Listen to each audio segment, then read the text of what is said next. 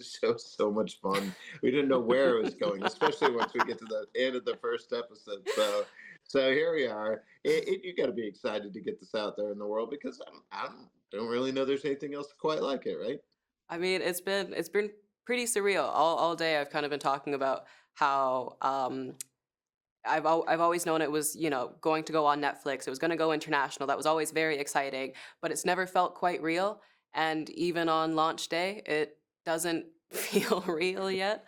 We've released in Canada and we've had that experience, and it's been, received so well. And now I'm just like, I don't know what to expect with it going worldwide. I don't know what's gonna happen.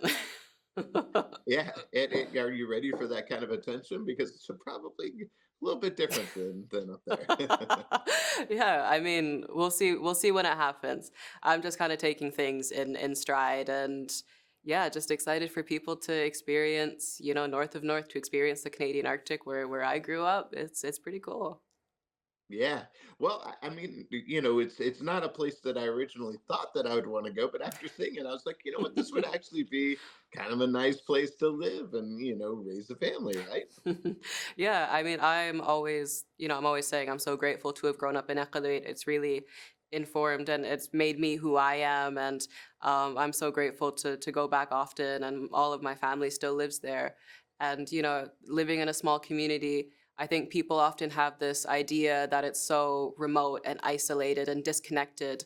But growing up in Ecuador, I always felt very connected to the rest of the world. I was always up to date with what was on Tumblr and stuff.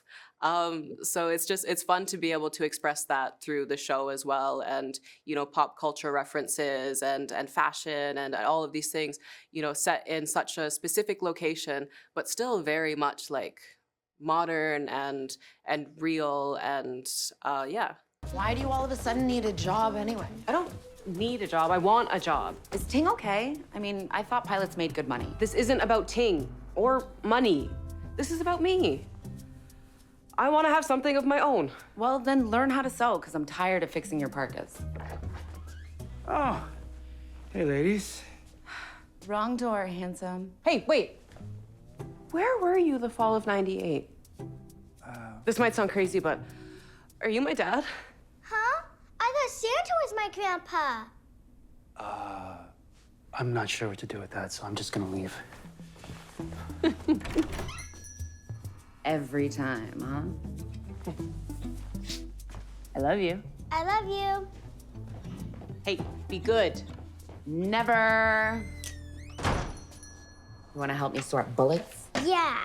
And I think people will find that kind of inspiring too, because a lot of people think, in my corner of the world, my story couldn't be told, but it absolutely could. And so now, what advice would you give to somebody who wants to kind of maybe put themselves out there like this? Yeah, I mean, my advice is, when you have a specific story, I think people want to see something different. People want to be pulled in by something that they've never seen before, that they're interested in. You have the notes of relatability and things that are, universal, complicated family relationships for one, trying to figure yourself out. Those are things that most people, if not everyone, experience at some point in their lives. So blending the two really creates something so special. And I think with North of North, what we've done with showcasing the Canadian Arctic, it's this place that people have never seen before represented in this way. They often associate it with, darkness, isolation, desolate. And to see it represented in an authentic way with so much brightness and so much warmth, while also having the storylines of mother and daughter complicated relationship, young woman going through a second coming of age. A lot of people, I think, will relate to that. So just blending those two, finding that balance, I think creates something so special. Yeah. And what do you keep in mind that keeps you on the right path even when the days are tough and some of the scenes are tough?